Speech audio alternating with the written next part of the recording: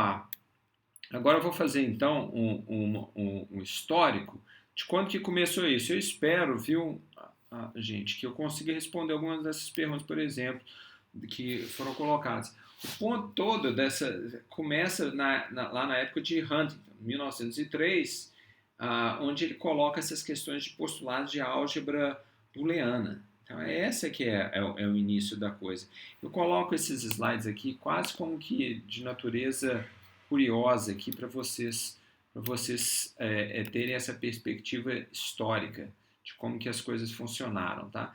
Mas assim, de novo, o que eu acho mais espetacular mesmo é a questão do Shannon, tá? É o Shannon que realmente é um cara que eu acho absolutamente fenomenal, um cara que fez toda essa teoria de informação, criou circuito, tem uns vídeos depois, se vocês acharem, na época que ele era do Bell Labs, que o primeiro sistema de aprendizado de máquina, né, de inteligência artificial, ele fez um ratinho que saía de uma, como que chama isso? Maze, como é que fala isso em português, gente? Um labirinto. Ele fez um ratinho que saía de um labirinto. Vocês precisam ver, é um filme muito, muito bacana. Então o Shannon ele criou todas as bases para isso, né? Então ele fez essa aqui é a tese de mestrado dele, em 1938, depois em 1945 que ele criou a teoria de informação. É um cara, assim, é leitura mandatória, né? É um cara que é leitura totalmente mandatória. Todo mundo tem que saber. Não, ele não ganhou um prêmio Nobel, ele ganhou um prêmio Nobel. Em vez de Nobel, é Nobel. Escreve assim, né? Nobel. Ele ganhou, é engraçado isso, mas assim, é um cara que ele é absolutamente excepcional, né? Depois começou no Bell Labs, depois foi para professor no MIT, e um cara muito curioso, muito interessante. Mas você vê que o que ele fez aqui na tese de mestrado dele, né? Ele já escrevia toda essa lógica booleana, mas já pensando em circuitos, como é que ele ia construir circuitos que, uma vez implementados, resolveriam equações de lógica booleana. Né? Depois de 54, aí já é depois mesmo até dele, que veio o Huffman, que aí começou a falar na parte de circuitos sequenciais. Gente, para vocês terem uma ideia, 54 foi logo ali, né? Tem o quê? 70, não chega a ter 70 anos, tem 66 anos. Então tudo que a gente está vendo aqui é muito recente. Tudo que a gente viu é um crescimento exponencial. Mas a lógica sequencial surgiu muito da questão do Huffman. E o ponto, né, a parte de cima, é um diagrama esquemático dele representando um circuito combinacional e um circuito sequencial, onde aqui o elemento de memória é essa coisinha que ele desenha aqui. Ele desenha um indutor e um capacitor, mas basicamente do ponto de vista que vocês precisam entender, né, aqui o Y ele está representado aqui, né, é um relé na época, né, que vai permitir que você carregue ou não um desses dois, mas a memória é essa, tá? Então é a forma como ele representou isso. Você tem que entender isso da lógica, do ponto de vista de que na época não existiam, né, esses elementos de memória. Então, isso é só para trazer essa perspectiva histórica para vocês. Aqui, eu já fiz essa questão na sala de aula de como que você faz um sistema combinatório para poder dizer quantos dias tem um mês. Né? Então, como que você representa? Aqui eu tenho 4 entradas, né, digitais, por quê? Porque eu tenho 12 meses. Né? Ficou sobrando 4 bits e tem o ano bissexto, que é esse ano aqui. Então, a partir dessas, eu posso dizer se o mês vai ter 28, 29, 30 e 31. Então, o problema é como que eu escrevo a tabela verdade desse circuito. Isso aqui, se eu fosse escrever um programa, né? Se fosse março, retornaria 31. Se fosse fevereiro, que é o mais curioso, né? Se for ano bissexto, o leap year, aí ele retorna 29, senão ele retorna 28. Então essa aqui é uma forma como você escreve. Esse daqui é a forma como a gente escreve, né, a tabela verdade dele, né?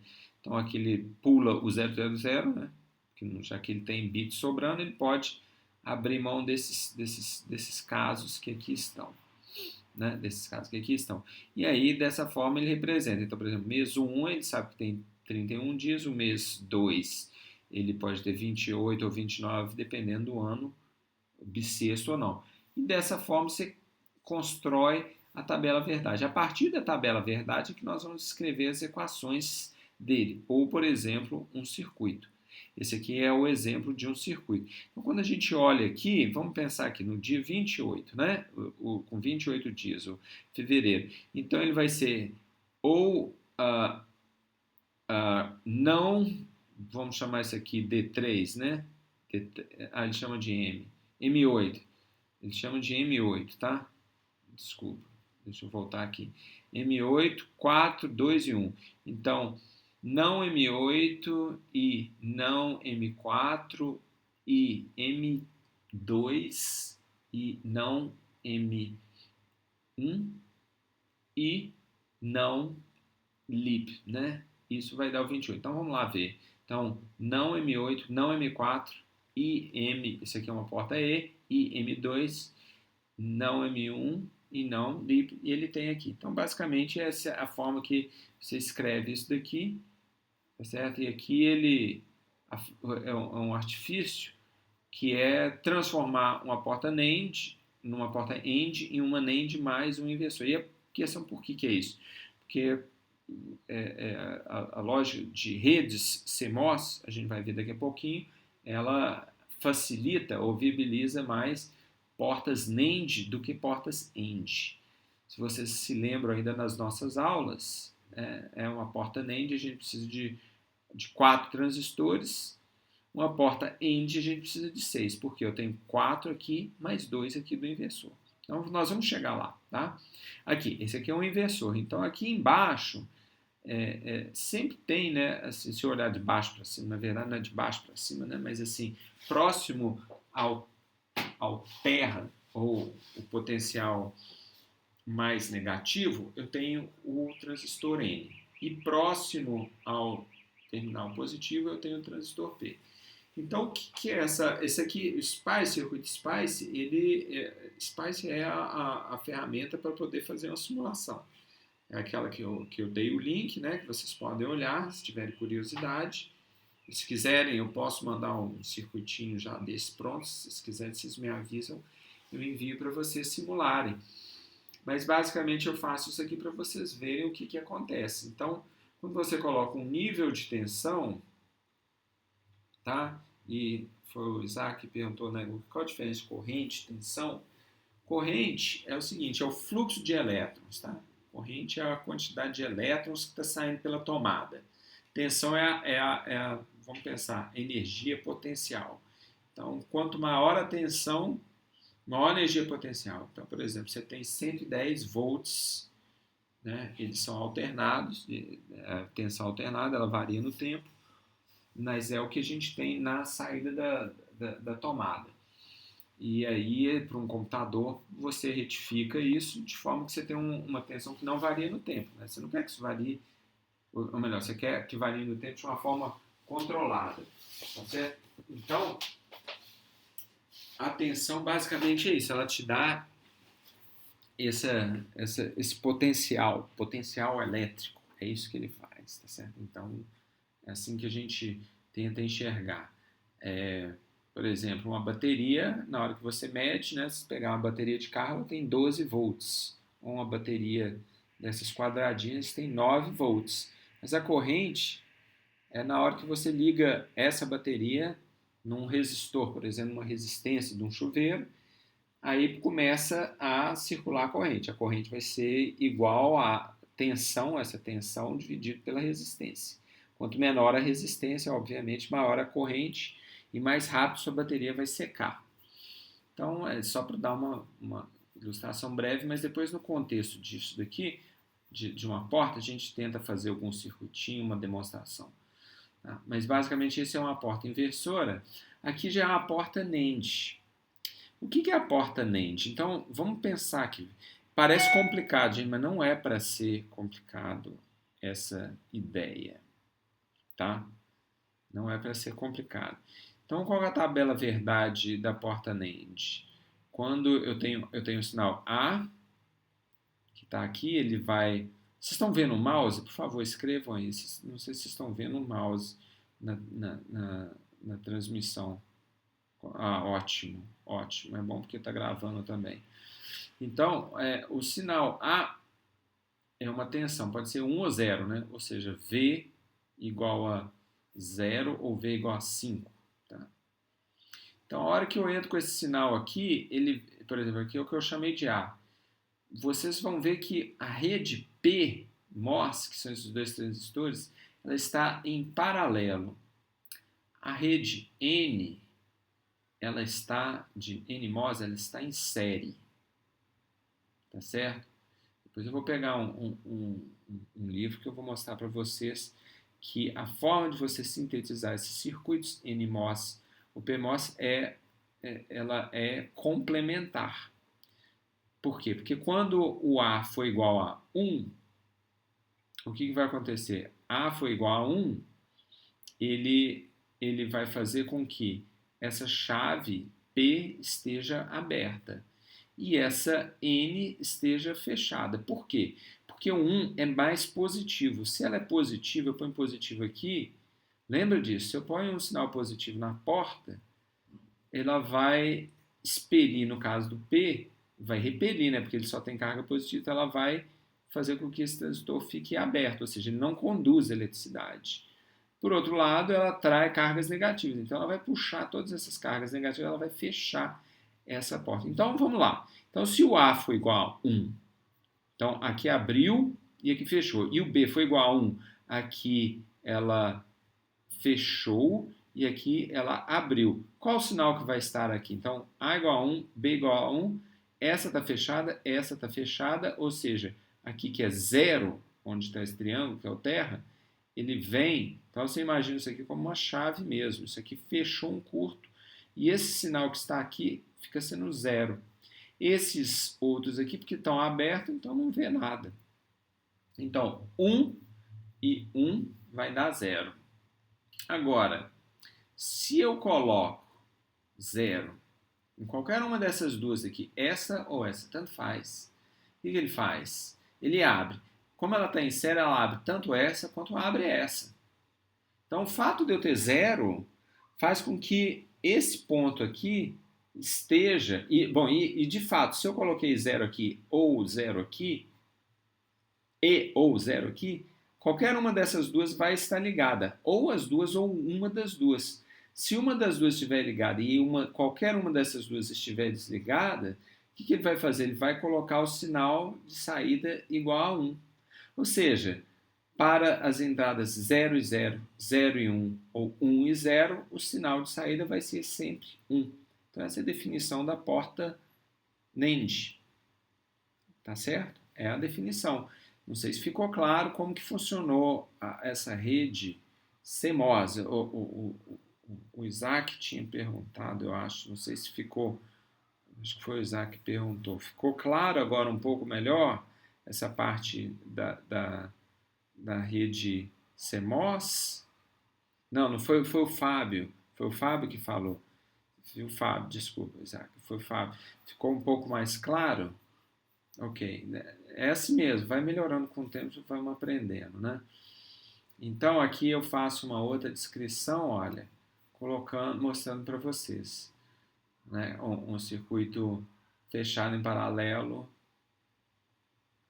com o circuito fechado no circuito fechado, né? Basicamente se descrevendo os postulados, né, que o próprio Shannon colocou aplicado nesse circuito, nessa porta NAND.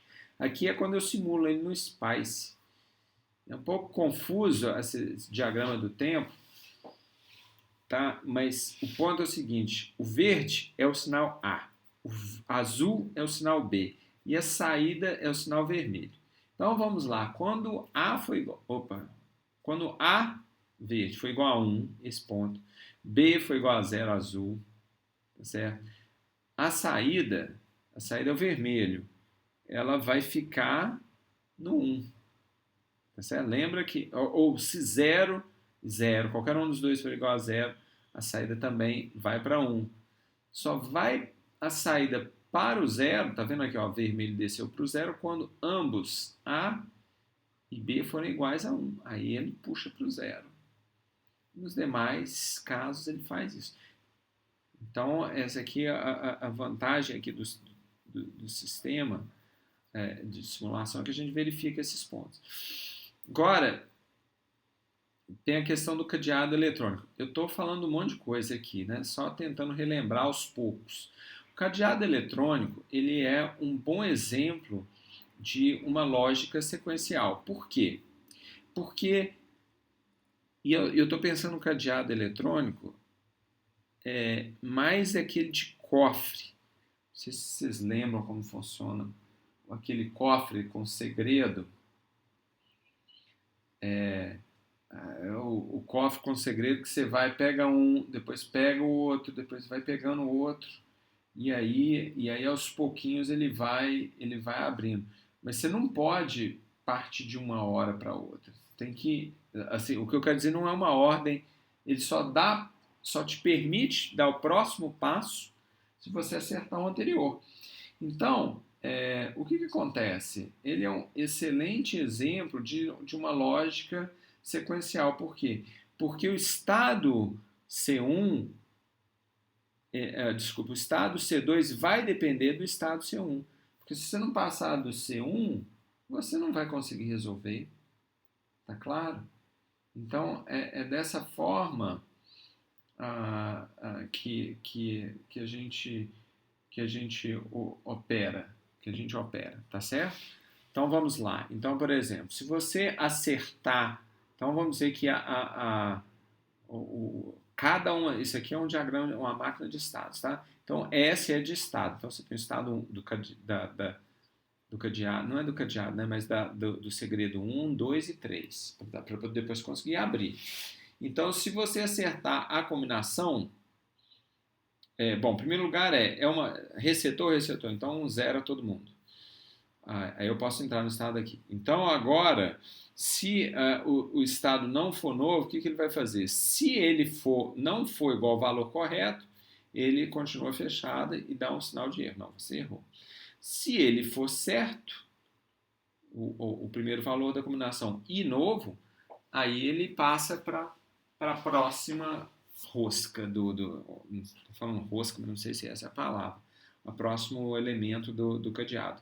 E aí dessa forma você consegue seguir para se ele for, aí você está avaliando o segundo número do segredo da combinação. Se não for igual, ele de novo dá o erro e continua fechado. Agora, se ele não, e também se ele não for novo, ele continua preso aqui. Mas se ele for novo, aí ele pode passar para o terceiro, até a hora que ele chega e consegue abrir o cofre. Né? Então, como que você faz isso, o desenho de um circuito que faça esse tipo de coisa? Então, aqui, aqui no caso, ele é um circuito síncrono, porque vocês estão vendo que tem um relógio. Aqui ele abre ou fecha, tá certo? Ou seja, ele destranca ou não. Aqui dentro ele vai ter um estado, sua máquina de estado. E aqui você vai entrando com os valores, tá certo? Se for novo ou se você quiser resetar. Como que isso funciona? Eu tenho um C1, um C2 e um C3, um multiplexador. Eu vou explicar como que funciona o multiplexador, tá? O multiplexador, aqui no caso, ele é acionado pelo um controlador. O que ele faz? Ele só vai permitir que você vá para cada um desses elementos, né? Porque ele está comparando. Isso aqui, C1, C2, C3, são valores que estão numa memória, né? Que você gravou. Então, o controle do multiplexador ele faz o seguinte, ele permite que eu estou no estado 1, no estado 2 ou no estado 3. Então, ele vai fazendo dessa forma, né? Ele vai passando sucessivamente. para que desta forma ele permita que você compare o valor que colocou com o valor que está na memória. Tá certo? Então é dessa forma que ele funciona. O que é o multiplexador? O multiplexador, essa aqui pode ser uma equação que descreva ele. Você pode, por exemplo, fazer. Você tem um sistema que tem duas entradas, só que você quer, com o sinal de controle, A, você quer colocar ou o I0 na saída ou o I1. Se A for igual a zero, por exemplo, né, você quer que o I0 saia. Então, esse é o sinal que está aqui. Então, se A for igual a zero, então não A, 1, B, mais A e 1. Então, obviamente, ele vai, se isso aqui for igual a 1 a 0, você tem um sinal de zero na saída, seja ele 0 ou 1. Então, é dessa forma que o multiplexador opera. Agora, o sinal controle pode ser também 1. Eu posso habilitar essa entrada 1, né, se ele for 1. Nesse caso, ela não fica habilitada. Tá certo? Então, dessa forma funciona o multiplexador. E eu tenho várias formas de fazer o multiplexador. Né? Isso aqui de uma forma mais corriqueira. Imagine, por exemplo, que vocês têm um roteador em casa, né? E várias pessoas querendo entrar, cada uma com seu sinal. Então, o roteador ele nada mais faz do que isso. O sinal vem entrando aqui, só que você só tem uma fibra, né? Por exemplo, um fio. Mas você quer que ele saia. Então, você, com o sinal de controle, você roteia o sinal de I0 até I3 através, é um circuito que faz esse roteamento. Basicamente, é isso que ele faz, né? E com a seguinte questão, você precisa de duas, para cada N entradas de controle, você consegue controlar 2 elevado a N sinais. Né? Ou seja, log na base 2 do número de entradas significa o número de sinais de controle que nós temos aqui. Então, por exemplo, se forem 8, a gente vai precisar de 3 sinais de controle. E assim sucessivamente. Essa aqui é a tabela, né, a máquina de estados, como a gente tinha colocado, né, máquina de estados finita. E aqui qual que é a tabela de estados, como que a gente vai permitindo que ele vai caminhando. Então, gente, essa aqui é um resumo da segunda aula. Vocês viram que também gastou mais ou menos uns 40 minutos. São 6h20. Eu vou parar a aula para perguntas, tá certo? Eu vou